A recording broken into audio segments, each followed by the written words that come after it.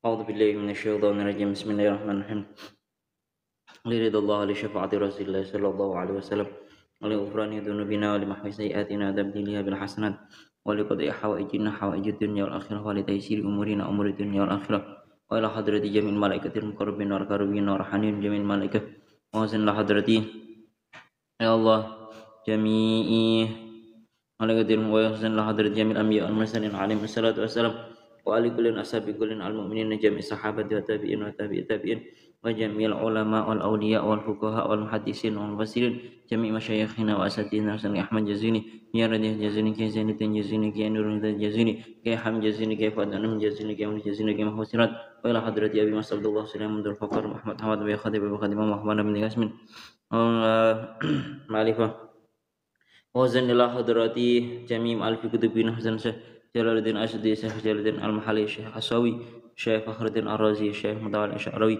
وإلى حضرة جميع أهل الرسم دلم الحياة منهم الأمة سيارهم وكبارهم خصوصا إلى حضرة مسيد علي أسر ومبه مجد ومبه عبد القهر ومبه بيته ومبه بيت مياتي ومبه بيت مياتي ويا هجر ومبه منصر وإلى حضرة جميع مشايخنا وإلى حضرة جميع أمواتنا جميع المؤمنين من غفر الله لنا ولهم لهم الفاتحة أعوذ بالله من الشيطان الرجيم بسم الله الرحمن الرحيم الحمد لله رب العالمين الرحمن الرحيم مالك يوم الدين إياك نعبد وإياك نستعين اهدنا الصراط المستقيم صراط الذين أنعمت عليهم غير المغضوب عليهم ولا الضالين آمين أعوذ بالله من الشيطان الرجيم بسم الله الرحمن الرحيم قال المؤلف رحمه الله تعالى ونفعنا به وبعلومه وبأسراره في الدارين آمين يا رب العالمين قال الله تعالى في كتابه الكريم وأصدق القائلين أعوذ بالله من الشيطان الرجيم بسم الله الرحمن الرحيم فإذا قرأت القرآن فاستعذ بالله من الشيطان الرجيم إنه ليس له سلطان على الذين آمنوا وعلى ربهم يتوكلون إنما سلطانه على الذين يتولونه والذين هم به musyrikun.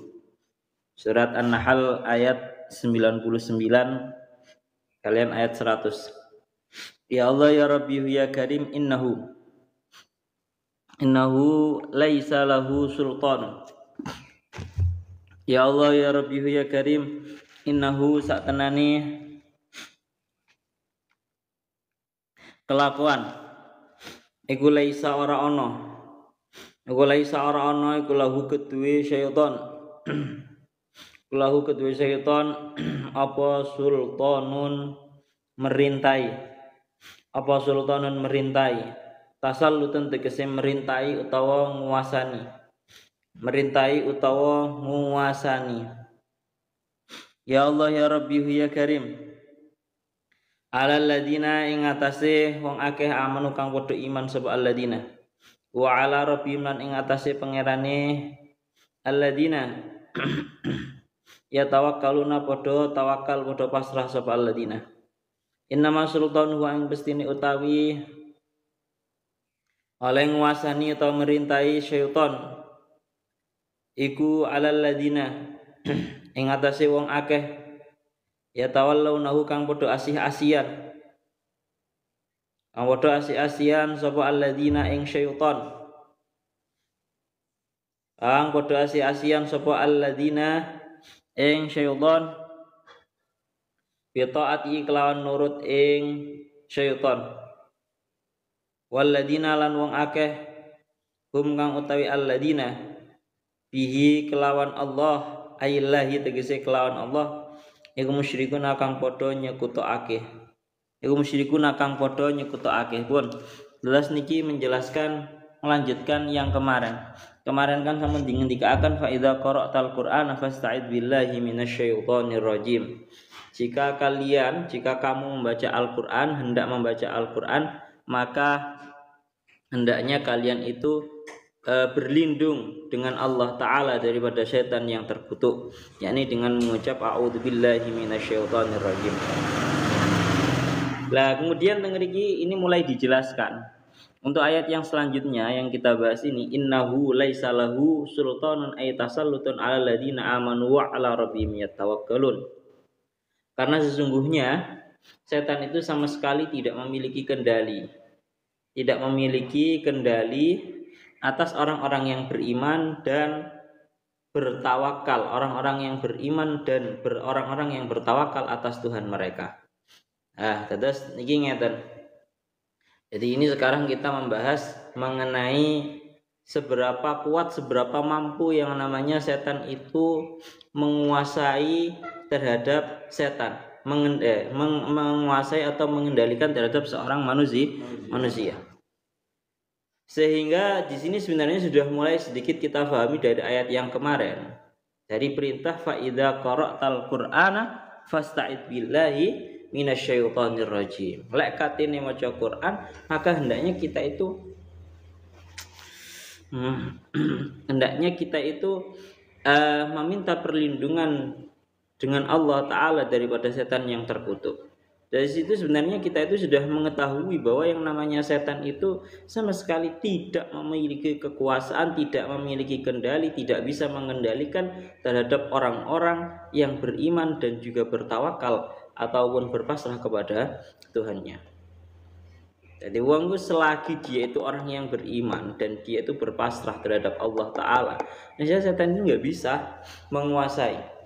Dingendikaken kalian para ulama, orang itu kalau kepingin kerentek nang atine rasa maksiat, ya pemawa dhewe ngono ya cah ya, kepingin ngelakoni maksiat gara-gara dibisiki setan.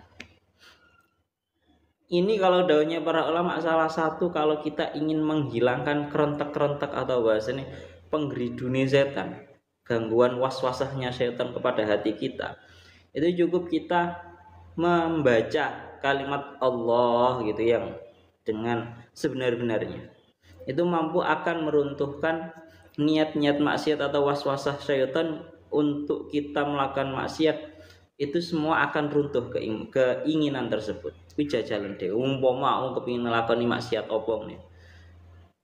Waca nang jero ati kalimat Allah, itu benar-benar akan seolah-olah meruntuhkan semua keinginan maksiat yang telah dibisikkan oleh setan kepada kita.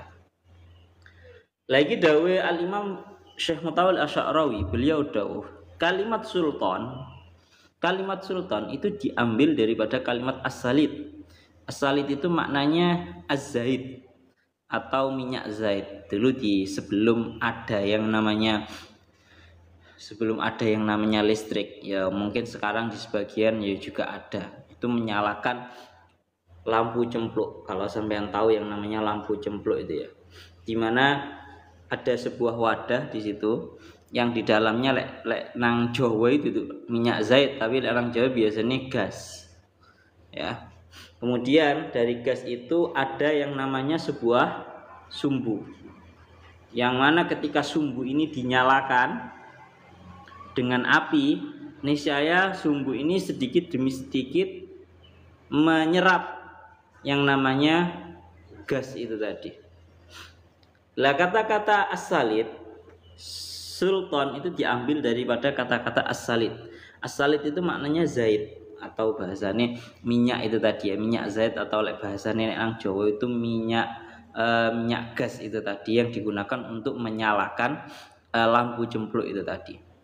Lah yang namanya setan, ya yang namanya menguasai itu ada kalanya dari luar, ada kalanya dari dalam. Dengan dikatakan kalian yang Mutawalli Asy'arawi seperti itu.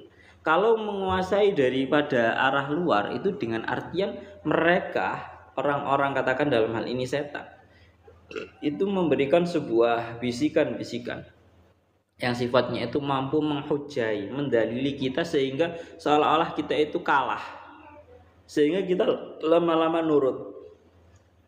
Itu namanya menguasai dari luar. Lah ada kalanya menguasai dari dalam. Kalau menguasai dari dalam itu dengan artian memang benar-benar memaksa, dengan sekira nggak mampu kita itu menolaknya.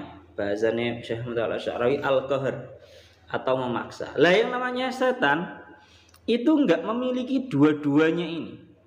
Artinya tidak mampu menguasai dan mengendalikan kita dari luar, juga tidak mampu menguasai kita dan mengendalikan kita dari dalam. Ya. tidak mampu menguasai kita baik dari luar ataupun dari dalam.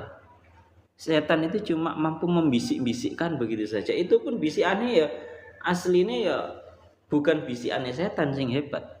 Tapi awak dhewe ne ae sing ketepaan ya kepingin. Ketepaan menungso ne ae sing kepingin.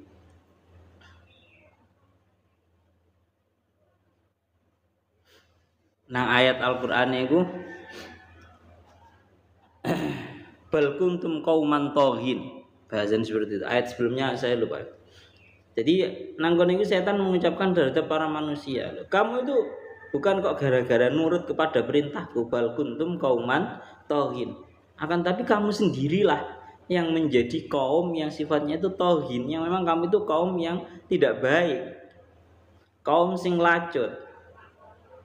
Dikatakan seperti itu ya. Makanya innahu laisa lahu sultan. Sama sekali bagi setan itu tidak memiliki kuasa dan juga kendali terhadap seseorang yang beriman dan berpasrah terhadap Tuhannya, baik menguasai dan mengendalikannya itu dari luar ataupun dari dalam. Bahkan dikatakan di dalam Syekh Mutawalli Asy'arawinya kan seperti itu ya. Besok di akhirat itu nanti setan itu nggak mau mengakui atas penggeriduannya.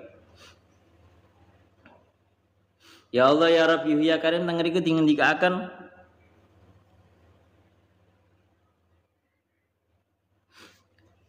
Inna wa qala syaitanu innallaha wa'adakum wa kafal dah.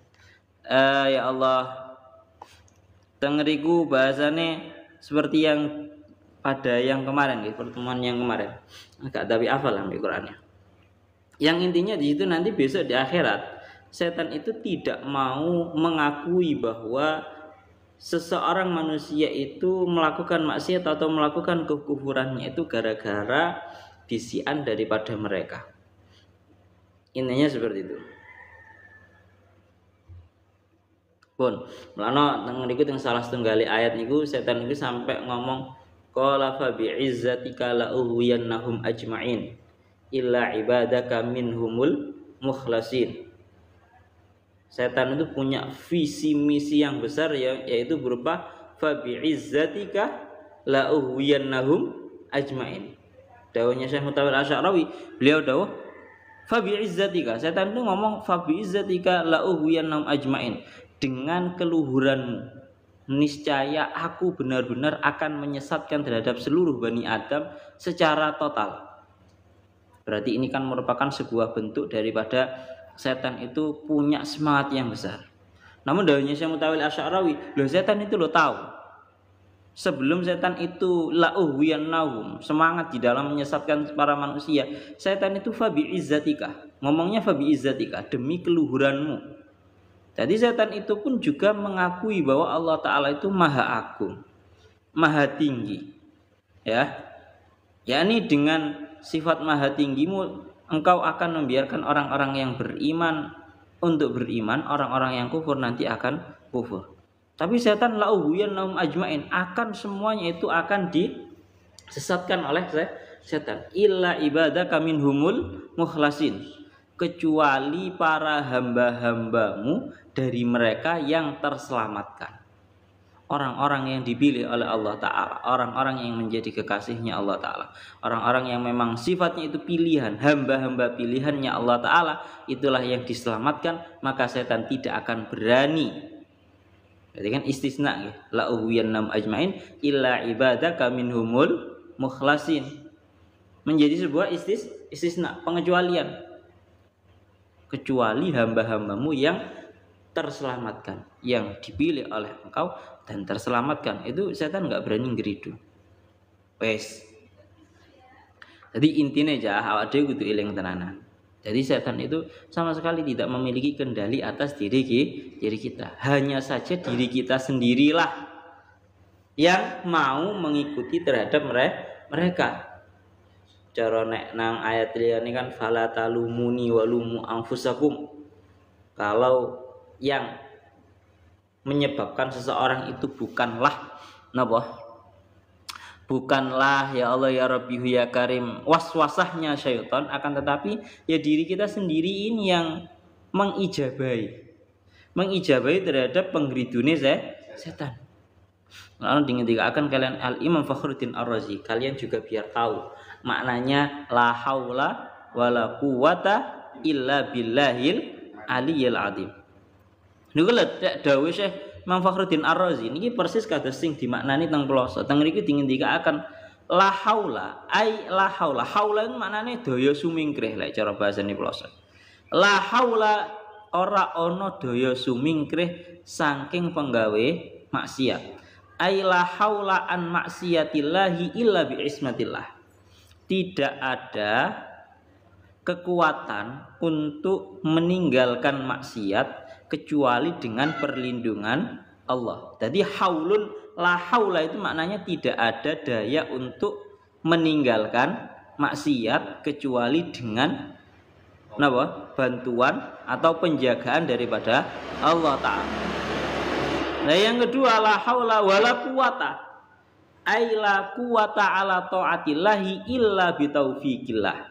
Tidak ada kekuatan bagi seseorang untuk melakukan sebuah tindakan taat, tindakan ibadah kecuali dengan adanya taufik bantuan daripada Allah Ta'ala. Ini maknanya la haula wala quwata illa billahil aliyil azim. Biasanya kan wong-wong kan terlalu bahasanya. Lek murati la haula wala quwata illa billahil aliyil azim itu terlalu sederhana. Tidak ada daya dan kekuatan kan ngono ya. Wong tidak ada daya dan kekuatan kecuali dengan bantuannya Allah Ta'ala, pertolongannya Allah Ta'ala. Itu terlalu ringkas. Kalau makna asalnya la haula itu haulun itu kan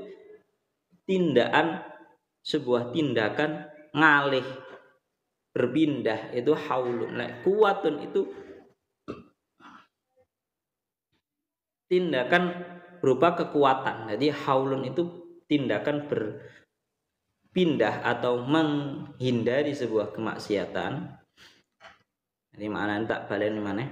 La haula wala quwata illa billahil aliyil azim. Ini kalau kita redaksikan ini untuk menafsiri ayat ini katanya Imam Fakhruddin Ar-Razi, la haula wala quwata illa billahil aliyil azim, la haula an maksiyatillahi illa bi ismatillah.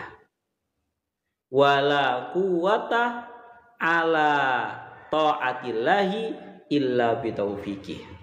Tidak ada la haula an maksiatillah, tidak ada daya untuk menghindari maksiat terhadap Allah Ta'ala illa bi ismatillah, kecuali seorang itu mendapatkan ismah, sebuah penjagaan daripada Allah Ta'ala. Wala ta'ata wala quwata ala taatillahi illa bi taufiqih. Dan tidak ada kekuatan untuk melakukan tindakan taat kecuali seseorang itu mendapatkan taufik daripada Allah Ta'ala. Sampeyan harus tahu maknanya taufik itu apa sih? Maknanya taufik itu adalah khalqu qudratit ta'ah, ya, khalqu qudratit ta'ah fil abdi. Menciptakan kekuatan untuk bisa melakukan ketaatan dalam diri seorang hamba. Sampeyan lek ngeroso bahasan ngaten nggih.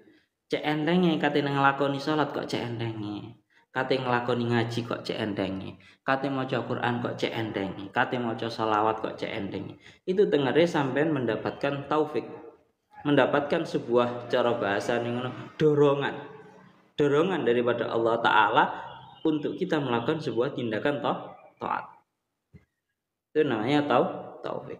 Sehingga orang yang enggak mendapatkan taufik, gampangannya ngomong tidak mendapatkan dorongan untuk melakukan taat daripada Allah Ta'ala, itu seperti halnya orang-orang yang di luar sana. Kate nglakoni salat abot, kampongon maca zikir, kon maca selawat, kon maca Quran, iku yo abot. Nyapa kok abot? Karena memang mereka belum mendapatkan taufik daripada Allah Ta'ala. Itu namanya taufik. Jadi maknanya kita meminta dua, ismatillah wa taufiqillah, meminta penjagaan Allah untuk kita daripada semua hal-hal yang sifatnya itu maksiat, dan meminta perlindungan, meminta taufik, dorongan taat daripada Allah Ta'ala untuk kita agar kita itu mampu melakukan yang namanya taat. Kroso enteng. Ya sih memang ya, nek kamu ngelakoni suatu hal yang sifatnya taat dan kowe kroso enteng, iku tandane sampean oleh taufik. Tapi lek sampean kok ngelakoni taat rasane kok cek abote, iku tengere belum mendapatkan taufik. Pun intinya berarti dari ayat ini adalah satu, innahu laisa lahu sultan ay tasallutun alal ladina amanu. Enggak ada yang namanya setan itu memiliki kendali, memiliki sebuah kendali dan juga menguasai terhadap seorang yang beriman. Tengeriki dikatakan wa ala rabbihim yatawakkalun, dan atas Tuhan mereka berpasrah diri, tawakal. Nggih.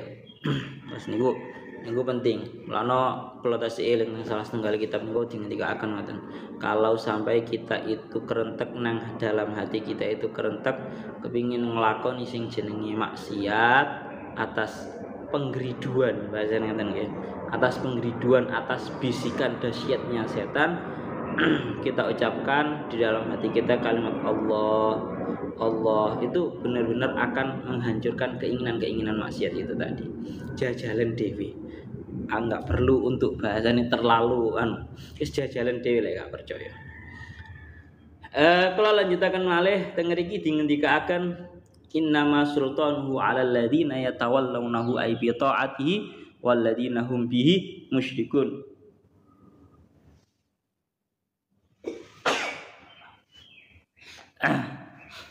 Innama sultanul ini sama persis dengan ayat yang sudah saya sebutkan tadi. Innama sultanuhu 'alal ladzina yatawallawnahu ay bi ta'ati wal ladzina hum bihi ay billahi musyrikun. Hanya saja setan itu memiliki sebuah penguasaan dan juga pengendalian atas orang-orang yang orang-orang yang menjadikan setan sebagai kekasih. Ya tawallawna itu menjadikan kekasih. Orang-orang yang menjadikan setan itu sebagai kekasih, yakni untuk selalu taat, dan orang-orang yang mensekutukan terhadap Allah Ta'ala. Alhamdulillah. Jadi tengah ini akan ya, kecuali yang namanya setan ini memang benar-benar punya kendali atas orang yang menjadikan setan sebagai kekasih. Innama sultanuhu 'alal ladzina yatawallawnahu ay bi ta'ati. Kecuali dengan ini kan setan itu memiliki kekuasaan dan juga kendali atas orang-orang yang menjadikan setan sebagai kekasih, yakni dengan cara dia itu selalu nurut terhadap pengeridunya setan. Walladzina hum bihi musyrikun ay billahi musyrikun, dan juga atas orang-orang yang mensekutukan terhadap Allah Ta'ala. Jadi wong loro iki, golongannya wong loro iki, pertama golongannya orang-orang yang syirik, golongannya orang-orang yang syirik wis mereka los-losan alamat. Yang nomor 2, selain orang yang syirik, yaitu orang-orang yang menjadikan setan sebagai kekasih. Yakni dengan cara dia selalu menuruti terhadap bisikan-bisikan setan. Kalau dia selalu menuruti taat, menuruti terhadap semua bisikan-bisikan setan, itu sama halnya dia menjadikan setan sebagai kekasih. Bon. Tengeriku, sehingga kalau kita kembali ke dauhnya Syekh Muntawil Asy'arawi, beliau itu ndawuhake lha wis jenenge wong ku sing menjadikan setan sebagai kekasih, dibisi apa titik nurut, dibisi apa titik nurut, ya wis berarti setan itu mampu untuk mengendalikan ya, dengan kendali yang bebas. Bahasanya dengan kendali yang bebas. Nah, terus marang wonten teng mriki beliau iku dawuh sampai seperti ini. Lah nek wong ku sing wis modele kaya ngene iki, dibisi apa titik wis nurut. Ya tawallawna menjadikan setan itu sebagai kekasih, dan juga orang-orang yang musyrik itu, maka ini orang-orang yang model seperti ini sudah bahasanya membuat setan itu istirahat. membuat setan itu istirahat. Divisi didik nurut, bahkan nyuwun sewu. Kadang orang yang sudah menjadikan setan sebagai kekasihnya, setan ora bisi lho wis nglakoni maksiat dewi. Kalau modelnya itu model-model orang alladzina yatawallawnahu, orang-orang yang menjadikan setan itu sebagai tindakan kekasih. Ya, seperti kalau di sini dicontohkan seperti contohnya beliau Syekh Mutawalli Asy'ari itu dawuh begini. Lah kalau orang seperti itu ya wes setan itu tugasnya wes selesai. Tugasnya wes selesai. Tinggal ada tugas lagi untuk setan. Dawuhnya Syekh Mutawalli Asy'ari, setan itu enggak akan terus-terusan menggoda dan membisiki terhadap orang-orang yang berada di bar sana, di tempatnya khomer sana, diskotik sana. Setan enggak akan terus-terusan bisi mereka, enggak. Lah es tutuk bar, es tutuk diskotik, wis penggaweane mendem, es ditinggal ambek setan. Karena setan akan pergi, yang dibutuhkan oleh setan itu mereka akan menggoda kembali orang-orang yang sholat di masjid. Wong-wong sing sholat nang masjid iki lho sing bakale digoda setan. Nek wong wis model kaya ngono iku, Pak, gak usah digoda wis nglakoni maksiat dhewe. Yang kembali digoda oleh setan adalah napa? Adalah orang-orang yang berada di masjid. Itu Masya Allah. Makna seru. Yang namanya setan itu tidak akan membiarkan kita untuk melakukan yang namanya taat. Lah, dawuhnya Syekh Mutawalli Asy'ari, beliau dawuh begini. Lalu apakah yang menyebabkan seseorang itu melakukan tindakan maksiat adalah cuma setan saja? Atau adakah faktor lain? Dawuhnya Syekh Mutawalli Asy'ari, ada faktor lain selain setan. Yaitu apa? Hawa nafsu. Jadi ada dua hal, ada setan, ada hawa nafsu. Ini memiliki fungsinya masing-masing, dan terkadang memang yang namanya setan ini berpartner dengan yang namanya hawa nafsu. Tapi hawa nafsu itu terkadang itu menyeret seorang manusia, menyeret seorang hamba untuk melakukan maksiat dengan sendirinya tanpa berpartner dengan setan. Terus bagaimana? Ini sering didawuhna ya. Ini sampeyan lihat sendiri di tafsirnya Syekh Mutawalli Asy'ari. Sering dikatakan. Terus bagaimana caranya kita membedakan bahwa ini maksiat yang awalnya adalah karena godaan setan dan maksiat yang awalnya adalah karena ajakan hawa nafsu.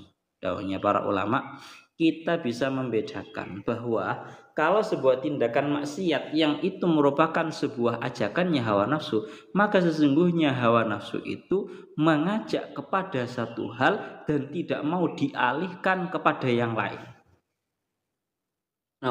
Dia akan patok bangkreng kepada satu hal dan tidak mau dialihkan, diselimurkan kepada yang lain. Bolak-balik tak contoh. Wong kepingin duit. Iki umpama diganteni dengan jabatan, diganteni dengan seorang perempuan misal. Dia nggak mau. Karena hawa nafsunya dia menuntut kepingin sing jenenge duit. Atau contohnya misal dia nafsunya mengajak ingin berzina dengan seorang perempuan. Iki umpama mbok kei duit, wis tak kei duit ae. Wis tak kei jabatan, gak gelem. Karena hawa nafsunya mengajak kepada seorang perempuan. Beda halnya kalau setan. Kalau setan itu mengajak kepada sebuah tindakan maksiat, namun ketika setan itu mulai mendapatkan sebuah yang namanya perlawanan, setan tidak akan melanjutkan ajaannya ini. Dia akan membiarkan seorang itu tadi dan kemudian dia akan mencari celah dari jalan yang lain. Lalu akan kalian para ulama, lebih buruk mana antara setan sama hawa nafsu? Dawuhnya para ulama, lebih buruk hawa nafsu. Nyapa kok lebih buruk hawa nafsu? Karena yang namanya hawa nafsu itu nggak mau dialihkan kepada yang lain. napa enggak mau dialihkan kepada yang lain. Beda, setan si atik tunduk. Napa lek setan si atik tunduk. Pun itu bedanya antara hawa nafsu dengan setan. Terakhir aja. Ini ana cerita seru. Masya Allah, daunnya Syekh Mutfalih Asy'arawi begini. Yang namanya setan itu tidak akan membiarkan seseorang itu untuk melakukan ta'ah, untuk melakukan sebuah ibadah. Dulu diceritakan ada seseorang imam yang sangat cerdas. Namanya namanya yang disebutkan oleh Syekh Mutfalih adalah Al-Imam Abu Hanifah An-Nu'man. Imam Abu Hanifah. Suatu ketika Pak, sing jenenge Imam Abu Hanifah itu disowani sama seorang laki-laki. Imam Abu Hanifah itu kan pemimpin madhabnya kalangan Hanafi, fikih Hanafi.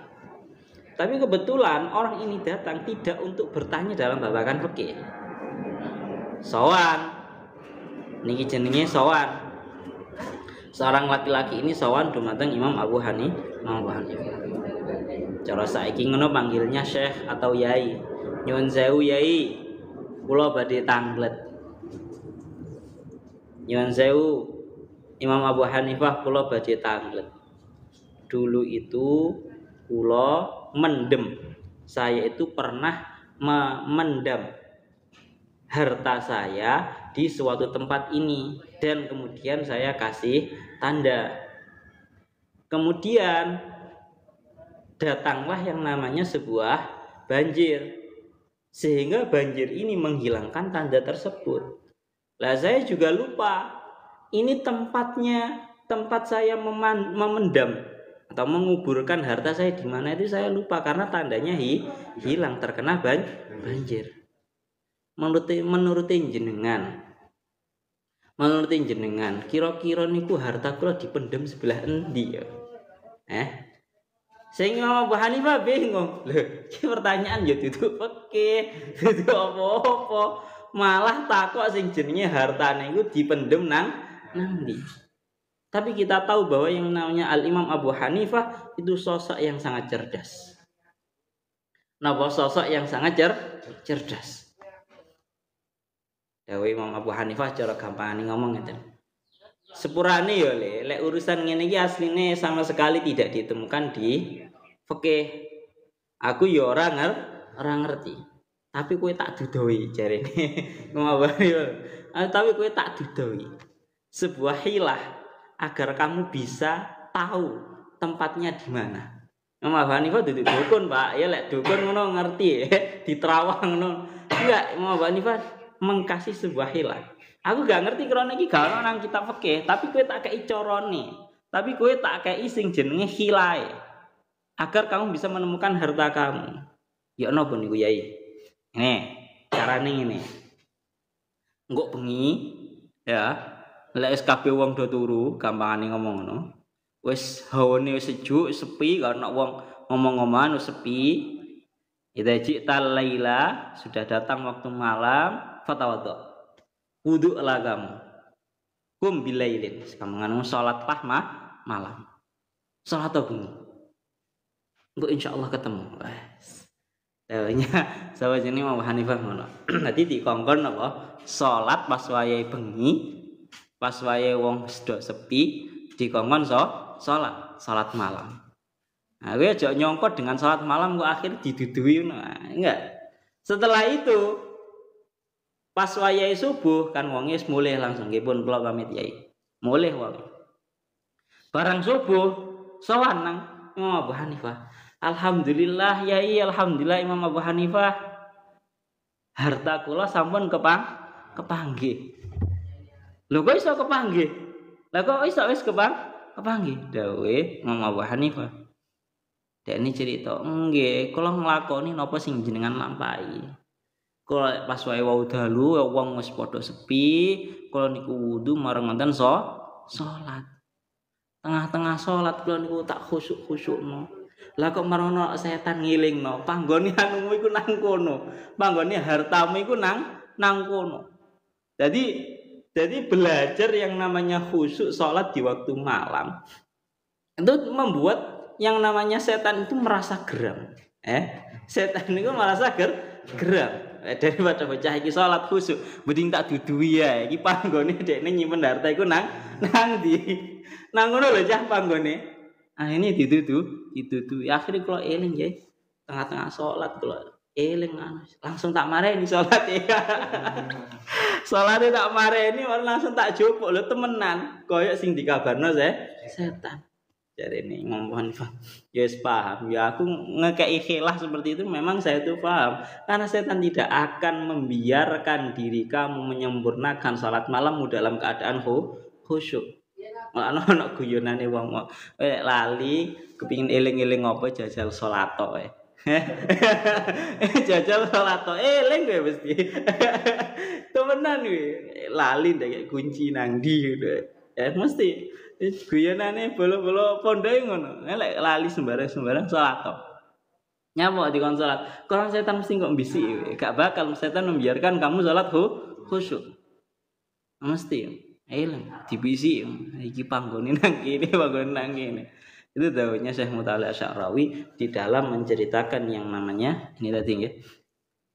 Yang namanya setan tidak akan membiarkan kita melakukan sebuah taat atas sebuah kesempurnaan. Nah, iku mang.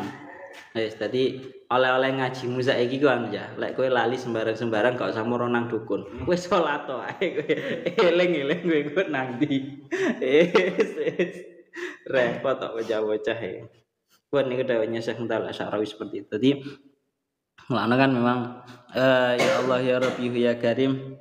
Jadi kalau orang itu sudah menjadi kekasihnya setan dan orang-orang tersebut itu mensekutukan terhadap Allah, maka setan itu sangat punya kendali yang besar terhadap orang tersebut.